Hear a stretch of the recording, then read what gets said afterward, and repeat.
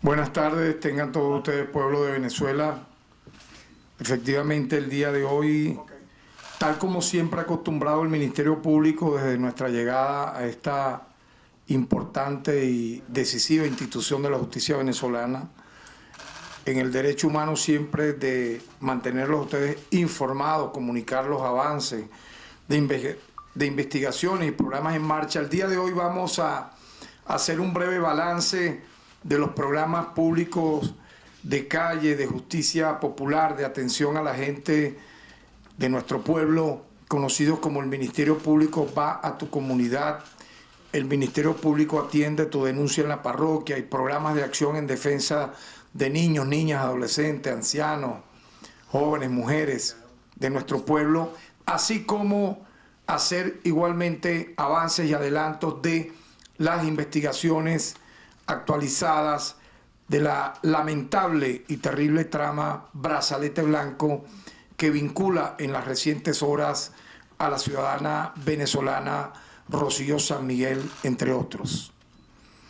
Empezando para expresar nuestra satisfacción por esta refundación del Ministerio Público, la cual hemos buscado desde su origen, desde la parte orgánica y estructural, acercar con eficiencia a la gente. Por ello, el gran prestigio y credibilidad que tiene esta institución garante de la justicia venezolana, de la paz y los derechos humanos hoy en nuestro país, así reconocido por las grandes mayorías. Un programa muy especial que ha tenido ese alcance particular e inédito en el hemisferio occidental ha sido el Ministerio Público va a tu comunidad. Yo quiero destacar que siempre hemos mantenido esa acción en la calle a partir del año 2017, pero la construimos ya de manera estructural, de manera sistematizada, con seguimiento en sala situacional, con el nombre del Ministerio Público va a tu comunidad a partir del 1 de agosto del año 2022. Quiero recordar que ese programa se realiza de manera periódica, sistemática y permanente todos los miércoles en las plazas Bolívar de todos los municipios del país, escogiendo siempre un municipio en cada estado. Y así va rotándose hasta cubrirlo todos los municipios de dicha entidad federal, incluso con presencia nuestra de directores generales, de fiscales superiores de manera obligatoria, por cierto, los fiscales superiores, auxiliares y provisorios.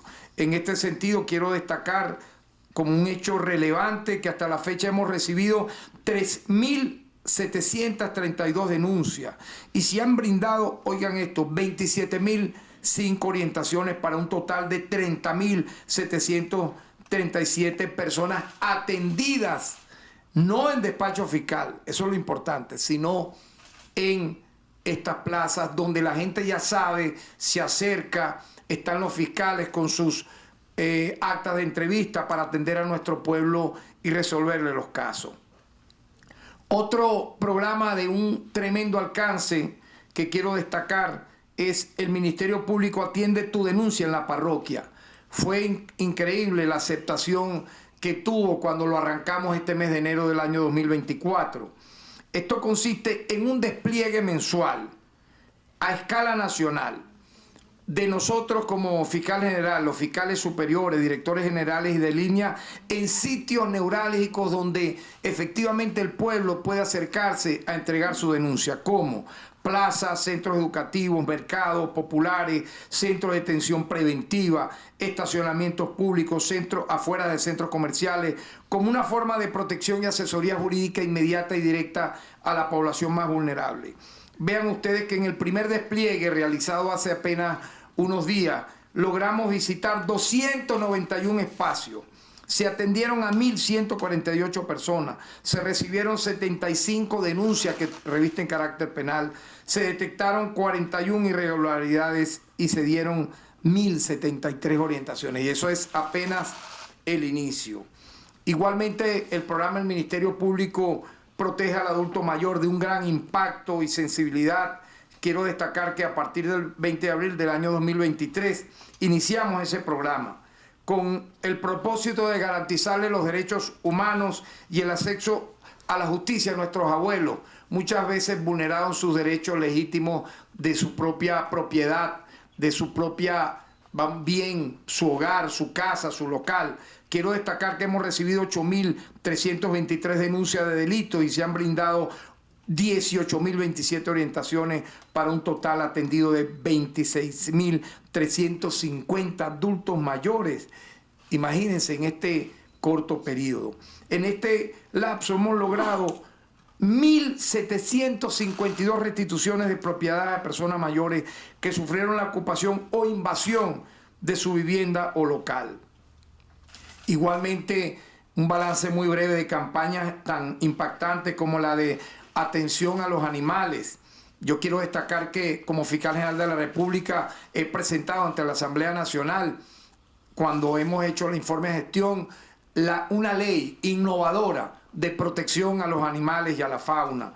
Quiero destacar que durante el año 2023, para hablar de un año reciente, apenas el balance de un año hacia acá, hemos procesado un total de 432 casos, con 114 personas aprehendidas por maltrato a animales domésticos, seres vivos. Quiero destacar que en julio del año 2020 los fiscales con competencia en materia ambiental comenzaron a conocer los casos relativos a fauna doméstica. Para ello se amplió la competencia de la Fiscalía 89 Nacional de Defensa Ambiental para que conociera de forma especializada en esta materia, puesto hemos dicho que quien mata a un animal, a un ser vivo, pudiera mañana hacerlo contra una mujer, un niño, un anciano. Y hemos visto incluso que muchos de estos asesinos de animales tienen antecedentes policiales, tienen incluso antecedentes penales. En caso de, voy a mencionar brevemente otros programas como el de protección a los niños, con una prevención tremenda en las escuelas, liceos, conocido como pedofilia es crimen, para alertar de lo que implica la aberración del abuso a menores. En este sentido, hemos hecho 1.425 actividades formativas y de sensibilización en todos los estados del país, con una participación de 60.384 personas, estudiantes, padres, madres. Igualmente, vinculado a ello, en octubre del año 2022 iniciamos una campaña contra el acoso escolar. Hemos realizado 2.000 actividades con participación de 73.952 estudiantes, docentes, padres, madres y representantes, puesto que sabemos que el acoso escolar, conocido como bullying, es tan despreciable que puede acarrear la deserción escolar de ese estudiante vulnerable o incluso en algunos casos se ha visto en el mundo el intento de suicidio. Igualmente tenemos un programa importante, La droga destruye a la familia, en los cuales hemos hecho programas preventivos de educación, atendiendo 38.045 personas desde el año 2022, 63 de ellas niños y adolescentes en un transcurso de nada más y nada menos que 807 actividades. Obviamente hay otras campañas, las voy a solo mencionar. La violencia contra la mujer no se concilia, se denuncia, que ha tenido un gran impacto para evitar los atentados contra nuestras mujeres. Y es bueno destacar dos temas clave para este Ministerio Público: la lucha contra la corrupción, develando 36 tramas vinculadas a la corrupción petrolera, donde hemos judicializado 298 personas, 75 han sido condenadas. En lo que respecta a esta lucha del Ministerio Público, yo quiero destacar que aguas adentro hemos procesado a 412 fiscales, 195 tienen imputaciones, 76 han sido acusados, 39 ya han sido condenados. Y eso es importante, puesto que quiero destacar que en materia ya global del delito contra la corrupción hemos logrado imputar a 21.095 personas y hemos presentado 8.720 acusaciones.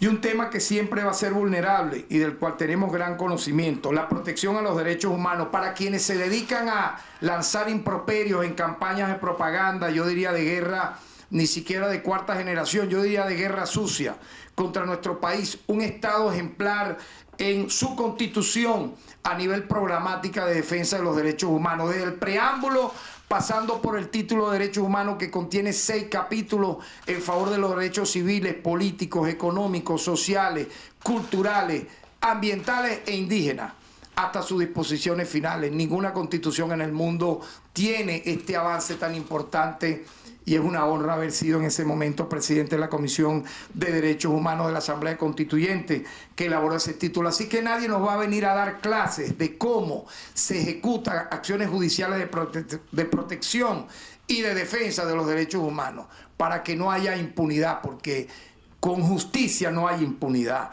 Y en este sentido hemos logrado imputar hasta la fecha 2.262 personas vinculadas a lamentables hechos de violaciones a derechos humanos.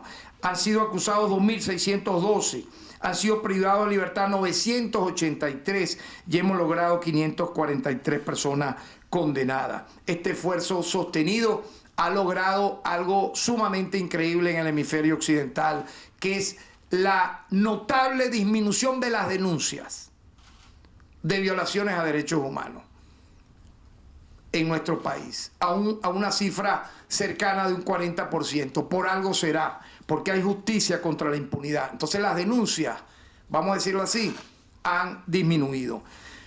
Y en este sentido es bueno ya tomar en cuenta este segundo caso que voy a mencionar, que ha causado algún revuelo en plataformas digitales que desinforman lamentablemente, incluso sin pensar en el daño que puedan causarle a quienes ellos mismos mencionan para mal, porque cuando mienten están obviamente haciendo una afectación al sistema de justicia y a las propias personas que ellos, entre comillas, dicen defender, ¿no? Yo quiero destacar que en el caso de la señora Rocío San Miguel, el día lunes 12 de febrero, dentro de los lapsos legales correspondientes y en estricto apego al respeto a los derechos humanos y garantías constitucionales, se realizó la audiencia de presentación para los neófitos del derecho. Oigan, audiencia de presentación, previo a una orden de aprehensión con una detención. Imposible entonces, señores mitómanos, digan que haya existido en este caso la cualidad brutal y terrible que condenamos y que no aceptamos de desaparición forzada. Desaparición forzada, sabemos los que manejamos el derecho, los que académicamente lo hemos estudiado en posgrado y lo que hemos sido como activistas de derechos humanos en esta materia de los años 70, 80, 90 hasta la fecha, es literalmente el secuestro de una persona que no aparece como detenida, que nadie comunica que está detenida, que no es presentada ante un tribunal y que literalmente, lamentablemente, termina siendo desaparecida, porque es la desaparición forzada de por vida, porque, bueno, la asesinan. Lo que ocurrió aquí en Venezuela en los años 60 y 70. 3.000 personas desaparecidas de manera forzada. Emblemáticos casos hay. El de Alejandro Tejero Cuenca, el de Víctor Soto Rojas. Su madre con casi 100 años buscó que al menos se le diera los restos para hacerle un velatorio. Nunca ha sido encontrado. El caso de Noel Rodríguez fue una hazaña. Luego de 40 años apareció en una fosa común en el año 2013 allá en el cementerio de Caracas. Casi 40 años después, luego de haber sido secuestrado y desaparecido en 1973 en la avenida Baral, acá en Caracas. Tenemos experiencia de cómo en la Cuarta República sí hubo desapariciones forzadas contra aproximadamente 3.000 venezolanos. Entonces, decir que alguien que previamente tuvo una orden de aprehensión, que fue comunicada su detención, que fue presentada ante los órganos correspondientes, decir que es una desaparición forzada, aparte de mentir, es una ofensa y se convierte en un delito. Así de sencillo. Yo quiero entonces destacar que se realizó esa audiencia la noche del lunes 12 de febrero en los lapsos legales correspondientes, con ella y 5 ciudadanos más, quienes luego de las investigaciones preliminares de rigor aparecieron involucrados, lamentablemente lo digo, en la trama conspirativa denominada Brazalete Blanco. En dicha audiencia realizada en el Tribunal Segundo contra Terrorismo para los neófitos del derecho, para los, yo diría, ya no sé qué calificarlo, porque creo que es adrede. Mienten y se creen la mentira, pero al mismo tiempo delinquen al decir esas mentiras, ¿no? Explíquenme una desaparición forzada cuando alguien es presentada ante el Tribunal Segundo contra Terrorismo, que ya fue comunicado por mi persona, a solicitud de los fiscales del Ministerio Público, la cual le fue acordada medida privativa judicial preventiva de libertad, tanto en contra de la señora Rocío del Carmen San Miguel Sosa, por la presunta comisión de los delitos de traición a la patria, conspiración, terrorismo y asociación, entre otros. Es delicado decir esto, pero el pasado 22 de enero nosotros informábamos sobre 5 conspiraciones continuadas, tramas cada una peor que la otra. Recordemos solamente el del asesino de la viñeta, que intentó y afortunadamente se frustró, un intento de magnicidio contra el presidente de la República, Nicolás Maduro, contra el ministro de la Defensa, Vladimir Padrino, y contra las altas autoridades que se encontraban y pudieran encontrarse reunidas en la viñeta, una residencia oficial del presidente de la República. Entre otras, de espionaje totalmente comprobada, donde aparece vinculado la DEA, la CIA, captando oficiales retirados, venezolanos, civiles, para cometer acciones como intento de magnicidio, asalto a cuarteles, convictos y confesos, todos ellos por estas acciones. Sin embargo, voy a hablar es del caso de Brazalete Blanco, para los que no lo recuerdan, donde aparece mencionada, referenciada, vinculada la señora Rocío San Miguel. Esto consistía en la planificación de un ataque contra la 21 Brigada de Infantería del Ejército Bolivariano para hacerse con el parque de armas de este cuerpo y luego atentar contra la vida del gobernador Freddy Bernal y posteriormente iniciar una escalada de actos terroristas hasta el intento de magnicidio contra el presidente Nicolás Maduro. En este sentido, yo quiero, no voy a mencionar todos los nombres, pero hay en este momento, por este caso, 19 involucrados. Hay además 15 órdenes de aprehensión por ejecutar, porque muchos están prófugos, pero hay una detención clave, que fue la de el exmilitar terrorista Ángelo Heredia, una persona que en el año 2016 fue detenida por intentar volar con explosivos la sede del SEBIN. Se escapó de Ramo Verde en el 2017 y apareció, vean esto, ¿no?, 6 años después, intentando entrar a Venezuela, volar cuarteles militares y atentar contra la vida de altas autoridades del gobierno venezolano. Para los que no lo recuerdan, yo quiero, por favor, que brevemente, hemos acortado el video, veamos las propias confesiones de este terrorista Ángelo Heredia, autor y responsable, junto a otros, de la trama Brazalete Blanco. Bueno, Colina, con ellos me reuní, le planteé el plan, ellos dijeron que estaban de acuerdo en apoyar y emprendí mi salida de Estados Unidos por toda Centroamérica hasta llegar a Cúcuta, donde iba a empezar a reunir el personal y hacer el trabajo de inteligencia para ingresar a Venezuela evadiendo las alcabalas fronterizas. El general de división retirado, Tomás Enrique Martínez Macías, previo al plan, era el encargado de reclutar oficiales retirados dentro de Venezuela para que se unieran al mismo una vez se ejecutara y fuese exitoso. Con las personas que yo iba a ingresar era el primer teniente Ojeda, el sargento Pérez, el sargento Angulo. Tenía previsto contactar después del 24 al soldado Ronald Ferrer. Una vez que ingresáramos íbamos a alquilar una casa en el Táchira y mientras se iban haciendo las labores de inteligencia, cada uno de ellos iba a empezar a contactar personas que conocieran, que se pudiesen unir a la lucha y así en el tiempo previsto ir conformando el equipo que necesitábamos de 20 personas. El plan consistía en entrar a Venezuela, hacer un trabajo de inteligencia a la unidad de la 21 Brigada, la unidad Negro Primero y la unidad de artillería.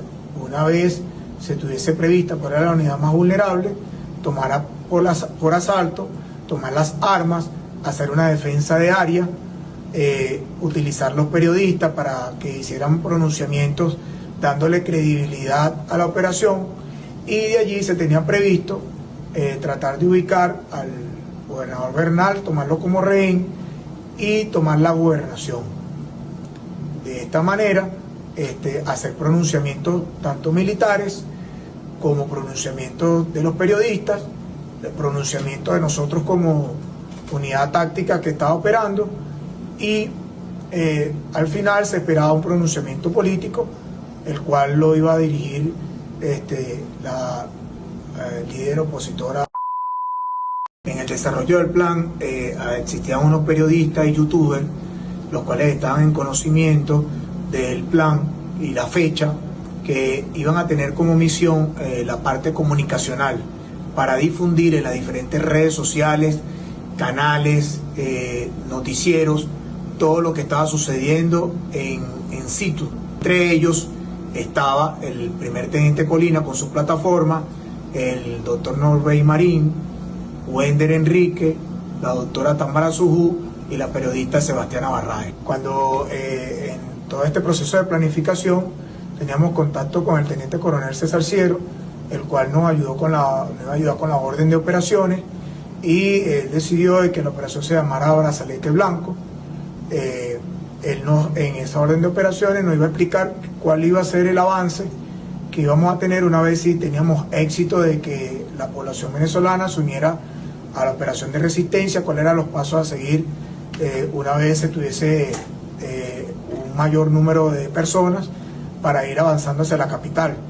Y teníamos también el apoyo del coronel Sánchez Vázquez, el cual, una vez se había el éxito, iba a prestar toda su colaboración. Y nos proporcionó información interna sobre lo que estaba ocurriendo, los permisos, cómo llegaban, cómo salían las tropas, para que estuviésemos al tanto de toda la situación actual. Esos procedimientos de ingresar lo teníamos previsto para la fecha de 24, 25, 26 de diciembre. Por eso la fecha nunca se adelanta. Estaba previsto la operación ejecutarla el primero del 31 de diciembre del 2023, el primero en la madrugada del 2024. Entonces teníamos que buscar el momento más vulnerable para poder hacernos de las armas y hacer el punto de resistencia que teníamos planificado. Tremenda joyita, ¿verdad? Hay un detalle bien importante. Él menciona, vean esto, la orden de operaciones del teniente coronel César Ciero.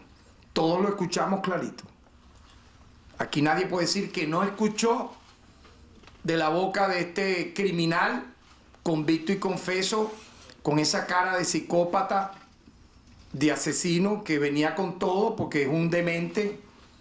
De Estados Unidos se vino clandestinamente y fue detenido por las autoridades venezolanas, que lo teníamos, como dicen en el argot, ploteado desde hace tiempo, porque era tan bocón que se la pasaba dando videos, amenazando, porque son cobardes. Mire, crean esto. Toda esta gente que usted ve aquí hablando con bombas y que son asesinos, es impresionante la manera de cómo la cobardía los lleva a un punto tal de literalmente estar llorando todo el día. Pedir perdón, no. Señores, pero usted vino a querer matar. Me hace recordar a los hermanos Améstica. Matan a Cancerbero, matan a Carlos Molnar y salen unos por ahí. Ay, no, pobrecito. ¿Pero pobrecito qué? Pobrecito los que están muertos. Entonces, vean lo que yo he reflexionado. Los asesinos seriales de carácter mental y psicológico, para que crean que efectivamente estos planes son reales, desearían que se ejecutaran. O sea, ¿qué quieren ustedes para creer en lo que este abominable ser está diciendo? Ah, que se hubieran dado los atentados, ¿verdad?, contra los cuarteles militares, que hubieran volado los cuarteles militares, que hubieran tomado la gobernación, que hubieran logrado los intentos de asesinato contra las altas autoridades del gobierno. Esto da literalmente asco, ¿no? Porque entonces es lavarle la imagen aquí a los terroristas que a ellos les conviene. Los terroristas, o sea, hay terroristas buenos y terroristas malos, me estoy enterando. No, no es así, señores. Yo quiero en eso ser muy preciso, porque quiero detallar ahora que esta señora, Rocío San Miguel, aparece textualmente mencionada en la orden de operaciones del cual Ángelo Heredia dice responsabilizaron al teniente coronel César Ciero. Vinculada de manera directa, señores, de manera directa. ¿De qué manera? Bueno, ya se los voy a explicar. Ella tenía una misión. Ella tenía una misión como parte de esa trama Brazalete Blanco, incluso delatada ya por los militares detenidos, la cual era su misión en la operación comunicar en tiempo real los avances de las acciones terroristas que se irían desarrollando. Calculen ustedes eso, ¿no?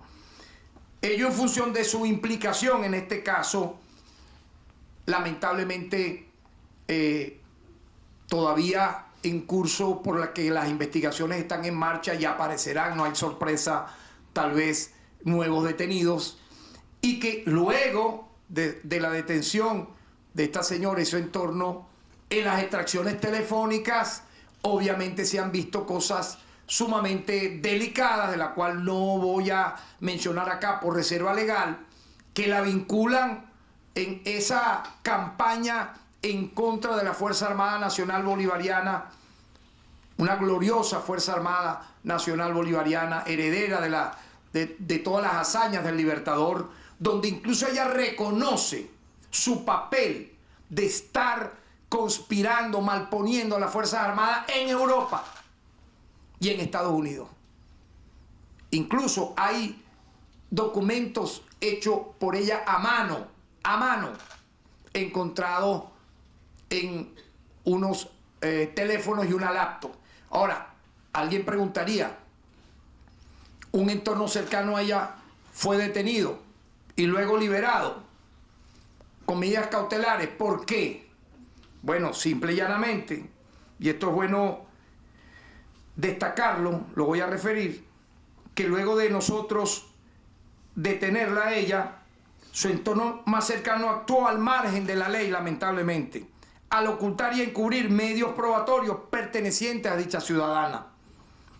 En vez de colaborar con la justicia, colaboraron con la persona que estaba al margen de la ley, llevándose esos elementos probatorios, incluso que tuvieron un periplo.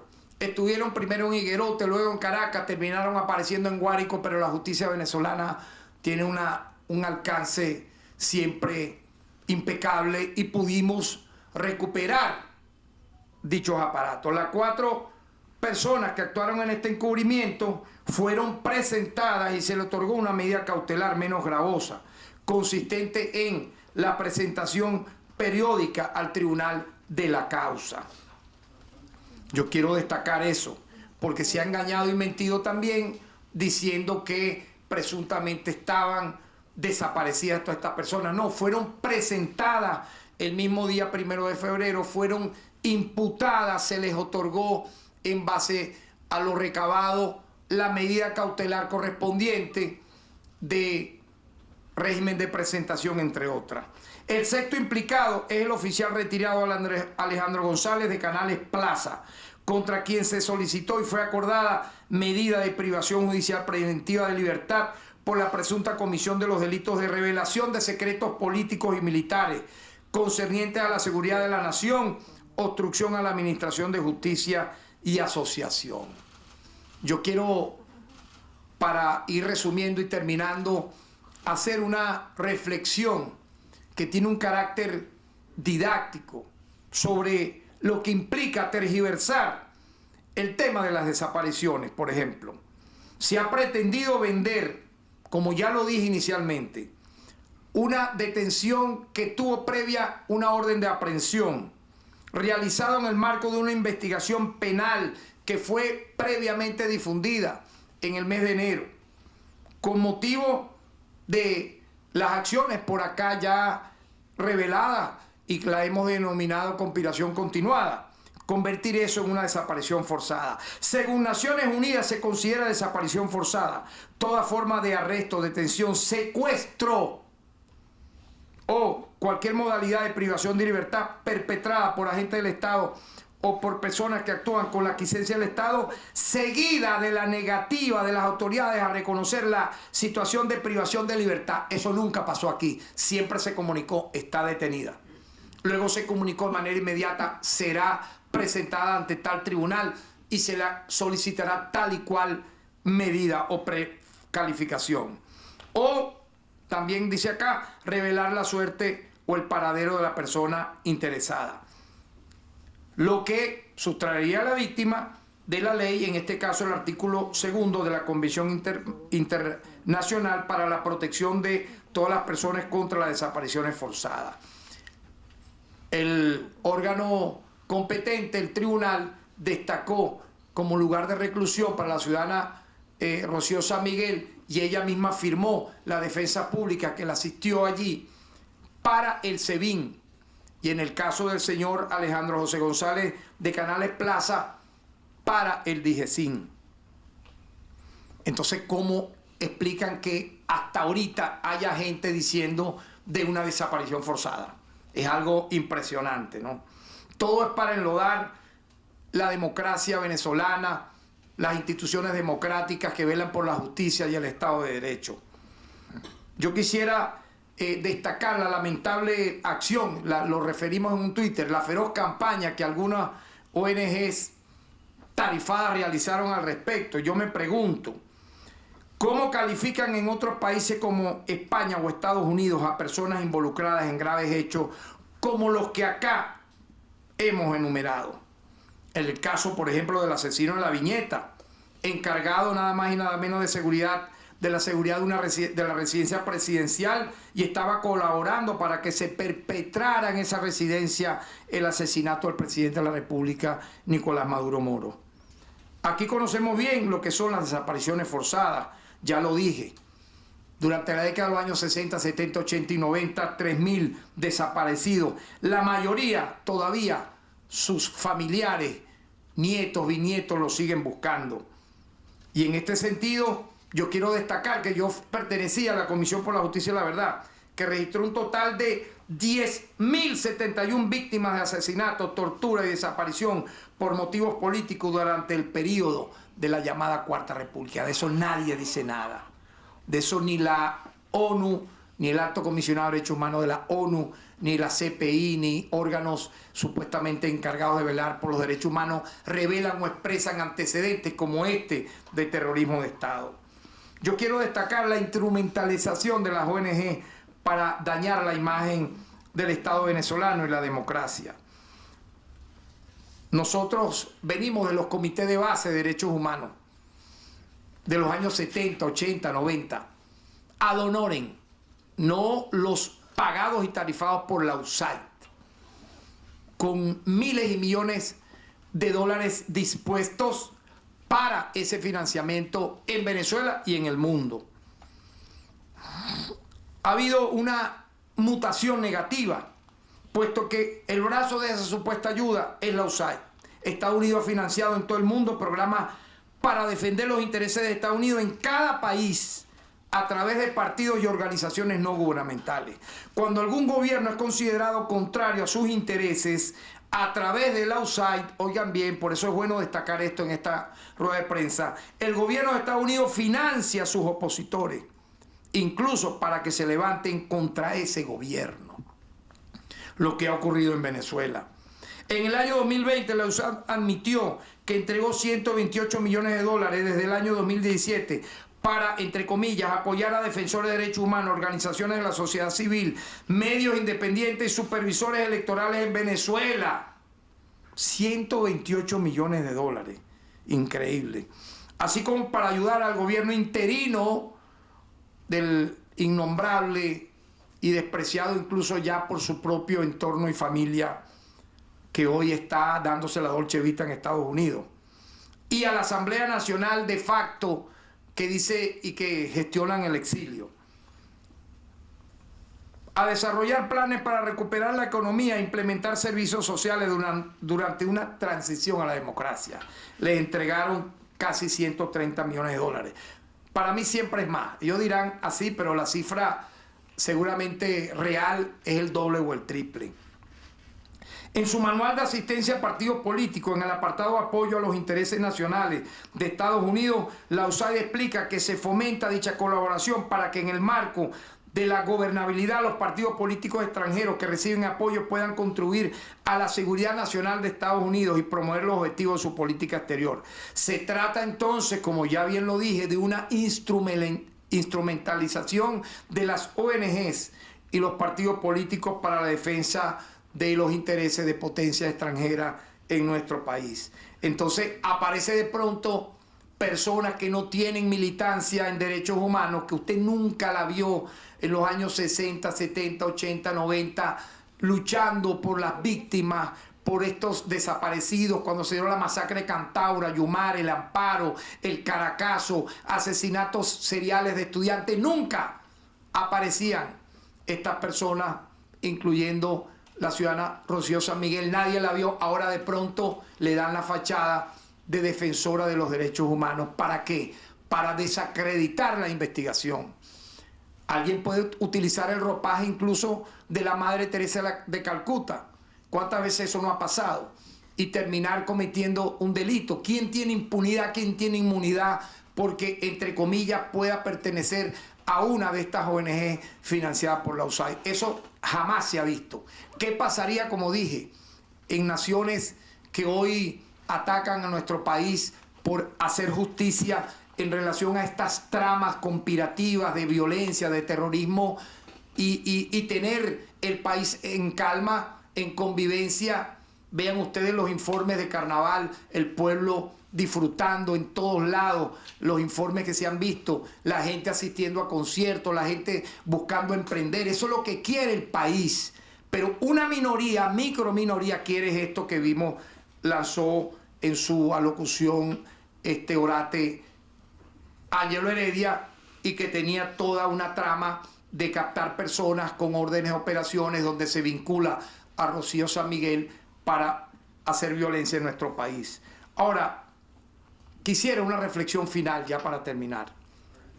¿Qué dicen todos los que saltaron, o cada vez que se detiene a un terrorista o sus cómplices saltan contra nuestro país? ¿Qué dicen de la masacre en Gaza? Que ya va, sin lugar a dudas, por más de 30.000 víctimas en apenas de noviembre, diciembre, enero y lo que va de febrero.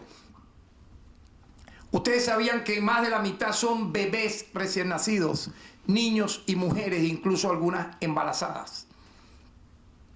Destruyeron todas las universidades de Gaza, todos los hospitales, todas las escuelas. Yo no he visto a la oficina del Alto Comisionado de Derechos Humanos de la ONU allí en el terreno, allí. No afuera, digitalmente, no, allí, adentro. Caminando esos escombros y evitando que se ocurran las masacres. No las he visto. Como tampoco a las llamadas ONG, entre comillas, financiadas por la USAID. No. Todo lo contrario, hubo una decisión de la Corte Internacional de Justicia que Netanyahu dijo que se la pasaba por el forro y que él ahora iba a ir a atacar al Líbano, imagínense ustedes. Entonces, ¿de qué estamos hablando, señores? Es bajo, es impropio utilizar algo tan sagrado, tan místico como es el tema de los derechos humanos para promover acciones criminales contra otro país. Entonces, explíquenme. Un terrorista se convierte en defensor de derechos humanos de la nada. Y un defensor de derechos humanos lo criminalizan, el que es verdadero, cuando defiende, por ejemplo, lo que está ocurriendo con la masacre, el genocidio en Palestina. Ese entonces dicen, no, ese es un aliado del Hamas. No, chico, por Dios. Han vetado artistas en el mundo de Hollywood, cantantes, porque se han pronunciado en contra de la masacre en Palestina. Roger Waters, su disquera lo votó, y a otras importantísimas estrellas, y ellos siguen adelante denunciando. Yo quiero un video de un minuto, vean cómo quedó Gaza. Yo no veo ahí a los altos comisionados de derechos humanos de la ONU allí en el terreno, no los veo. ¿Por qué no están ahí? Por favor, veamos el video.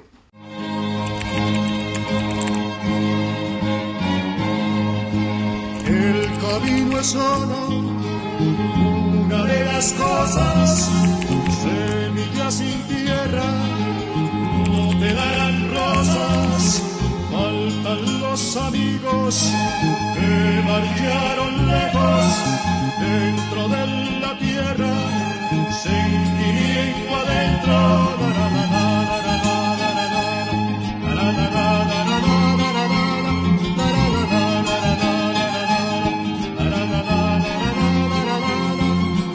Los dedos crispados sobre un vientre fuerte, buscando la vida en la guitarra madre. ¿Por qué no están allí los llamados defensores de los derechos humanos adscritos a organismos transnacionales de Naciones Unidas, de la OEA, de lo que fuese, de la Unión Europea? ¿Por qué? ¿Por qué no han detenido este genocidio que es el holocausto del siglo XXI? Y más bien el ejecutor de esa acción criminal, Netanyahu, dice que ahora va por el Líbano, que ya va a bombardear el Líbano también. Como ya lo hicieron y acabaron literalmente con Siria. A mí me ha tocado visitar ambas naciones. Es terrible ver cómo Siria la desolaron, utilizando los terroristas tercerizados de empresas como las que quisieron aquí con Grudó lanzarnos en la Operación Gedeón. Impresionante. Edificios completamente destruidos en toda la entrada de Damasco y sus afueras. Pero vean ustedes, más de 100 personas murieron en los ataques aéreos que Israel lanzó este lunes, en la localidad de Rafah, donde se hacinan unos 1.4 millones de civiles palestinos. Estoy hablando de hace unos días. Dios mío, esto es impresionante. Un ataque aéreo contra civiles. ¿Qué dicen las agencias de noticias? Tan encargadas siempre de ver, una mosca estuvo volando en el árbol cercano a la mesa de Guanipa. Vino una persona vinculada a una autoridad oficial y la mató con un matamosca. Detenido mundialmente, terrorista por haber matado a una mosca. Ah, pero esto que estoy diciendo lo cubren las agencias internacionales de noticias. Tiene uno que estar indagando, rastreando para decirlo públicamente, señores. Esto sí es masacre, violación absoluta a los derechos humanos y el silencio cómplice del mundo. Ahí no hay desapariciones forzadas. Yo me hago una pregunta. ¿Y eso que pasó qué es? 30.000 personas muertas, muchas de ellas desaparecidas. ¿Dónde están los pronunciamientos? ¿Dónde se ha parado el secretario general de la ONU, el alto comisionado de derechos humanos de la ONU y todos sus colaboradores, los dueños de los medios grandes de comunicación? ¿Dónde se han parado a dar una charla al respecto en sus editoriales? Nada. Y oigan, no van a ver nada de eso. ¿Ven? Entonces, no vengan a hablar de derechos humanos, señores, los que practican de manera subverticia, de manera en doble moral, el encubrimiento de las violaciones de los derechos humanos. El Monitor Euromediterráneo de Derechos Humanos, con sede en Suiza, no en Caracas o en el Tigre, estaba en Suátegui, en Suiza, desde el inicio de la ofensiva israelí, reportan, yo les hablé de más de 30.000 asesinados, reportan ya para la fecha 36.671 palestinos asesinados, Dios mío, desde noviembre a la fecha, de los cuales el 92%, señores, eran civiles, 14.031 eran niños y niñas y 81.122 eran mujeres, la mayoría embarazadas. Además hay 70.180 heridos, 2 millones de desplazados, 87.900 hogares completamente destruidos, 213.000 destruidos parcialmente, 379 escuelas dañadas, 246 centros de salud destruidos. Estas, sin duda, son las cifras de un holocausto, de un genocidio. Además, Israel ha destruido sistemáticamente todas las universidades de Gaza. 12 centros de educación superior han sido arrasados. ¿Qué se diría hoy en el mundo si una potencia extranjera bombardeara la Universidad de Yale o la de Harvard en los Estados Unidos, donde nos tocó en algún momento siendo diputados dar conferencias? ¿Qué hubiera pasado? O la Universidad de Salamanca, o donde hemos estado también, por cierto, que se glorifica allí a Unamuno, ¿no? ¿Qué dice de eso España? O la Universidad Autónoma de Madrid, o la Universidad de Oxford, donde por cierto también me tocó una vez estar en un auditorio con el propio comandante Chávez. ¿Qué pasaría si de repente una potencia extranjera bombardea y acaba con la Universidad de Oxford? No quiero ni imaginarlo. O la de Cambridge. Pero entonces mi llamado final pues es que si las potencias extranjeras acaban con el pueblo palestino y amenazan con acabar a Venezuela, allí sí no hay violaciones a derechos humanos, ahí no hay nada. Si una potencia extranjera bombardeara el Hospital St. Thomas de Londres, el Centro Médico Cedar Sinaí de Los Ángeles o el Hospital Universitario de La Paz en Madrid, todo eso está ocurriendo y peor en Gaza y nadie ha dicho nada, absolutamente. La Corte Internacional de Justicia de la ONU ha dicho que es plausible que se esté cometiendo un genocidio en Gaza. Y aún así, Israel ha continuado matando cada día a decenas y miles de palestinos. Increíble, ¿no? Esto muestra entonces la gran hipocresía y la gran doble moral. Porque cuando Venezuela busca más bien defender los derechos humanos del pueblo de 30 millones de venezolanos y los extranjeros aquí residentes, cuando lo hacemos con justicia, mostrando pruebas, mostrando elementos de convicción, informando detalladamente, desde los delitos más pequeños, póngase usted, como lo he mencionado acá, los delitos llamados menos graves, a los graves y gravísimos como estos, donde aparece vinculada la ciudadana Rocío San Miguel en la trama Brazalete Blanco, entonces dicen, no, eso fue una operación humanitaria. La operación Brazalete Blanco, que tenía como objetivo atacar cuarteles militares, tomar la gobernación, secuestrar al gobernador y de ahí escalar hacia un magnicidio contra el presidente Nicolás Maduro. No, esa no es una operación terrorista para estas personas. Es una operación humanitaria. Por Dios. El mundo despertó, la gente despertó y por ello es importante debatir en todos los escenarios, con las pruebas en la mano, dándole las clases que se merecen de derecho penal 1 o de derecho internacional humanitario en los posgrados de derechos humanos a quienes, siendo ígnaros, porque pudiendo estudiar no estudian, de la materia de derechos humanos, quieren enlodar a nuestro país cada vez que ocurre, repito, una detención contra personas vinculadas a actos terroristas. Muchas gracias.